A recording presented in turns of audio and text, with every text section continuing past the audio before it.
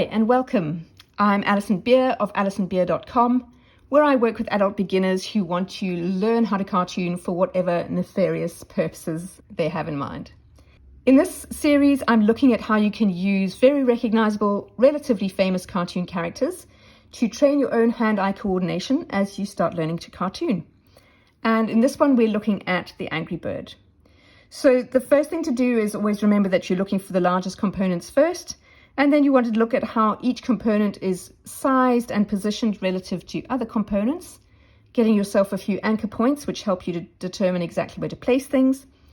And then, of course, we'll come back and fill in the smaller details afterwards, and we're never frightened of overlapping all our shapes because we're just sketching.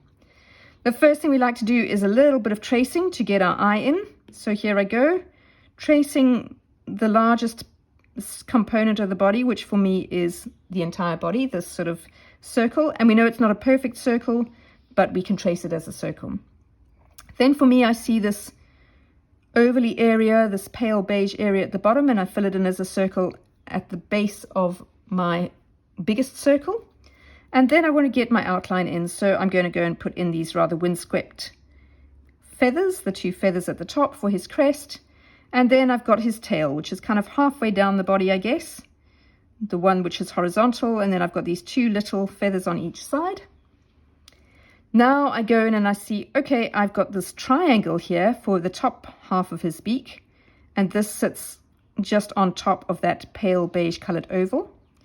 And then we've got kind of a diamond shape here, which is the bottom half of the beak, and if I divide it in half with a curve and color it in, then I am going to get the open part of his beak. Then I've got an oval here for an eye and another oval here for another eye. These large, almost rectangular eyebrows, very dark and very forbidding looking over the eyes. Big staring pupils, and then the final thing is these shadowy dots of markings beside the eye and curving around the body. So once I have those components in place, I can go and use the muscle memory that I've built up of tracing and positioning everything and try to create my own version. And remember, this is practice, so we call it practice, not perfect, because it doesn't matter if we get it wrong. In fact, when we realize we've gone wrong, we actually celebrate, because when we realize we've gone wrong, we're on the way to self-correcting, and being on the way to self-correcting means our brain is working and learning. So let's go in with our circle. Initially, we know it's a kind of got a slightly flattish bottom, so it's more of an egg shape, but we're going to go in like that, and we've got this rough circle. Then I can fill in an oval at the bottom like this, and from there I can go in and say, okay, I want these windswept kind of feathers, so I'm going to take the wind sweeping round and up like that, get that over, and then down to about here I've got the largest tail feather, the horizontal one. I've got two little sidekicks of tail feathers on each side. And then I can go in and position the beak. So if I go like this and say, okay, the triangle of the beak kind of goes like this, almost touches to the edge of the body there. And then I've got this diamond underneath, starting from that corner. So if I take that corner and say, okay, this is my diamond, still, well, not quite all within that oval. And then a curved shape like this, and I can darken that. That gives the open part of the beak. Then I've got this oval, which lines up with the tip of that triangle. So if I do that, I can say, all right, I've got a big oval here, but it doesn't touch all the way to the edge of the face. And then I've got a slightly bigger oval here. And then we've got, of course, these very bushy eyebrows, and that does go to the edge of the body. So I'm going to take that all the way out like that.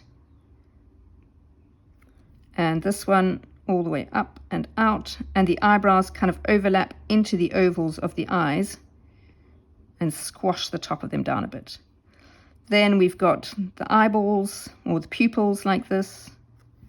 And our bird's starting to take shape here. And then the final thing is these ovals here, which one goes behind the eye or overlaps partly behind the eye, and then that one and that one.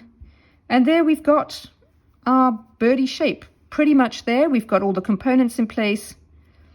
Of course, there's a whole lot of finishing process to go, we need to outline, we need to color, but this is the hand-eye coordination part. The faster we can copy anything, the faster we can use any reference to start to adapt it for our own purposes. So that is how you use this Angry Bird to start training yourself to learn how to cartoon. Did you like this video? If you did, please give it a thumbs up here on YouTube and head on over to my website, alisonbeer.com, and sign up there for email updates for things that I only share via email. Thanks so much for watching. I'll see you next time.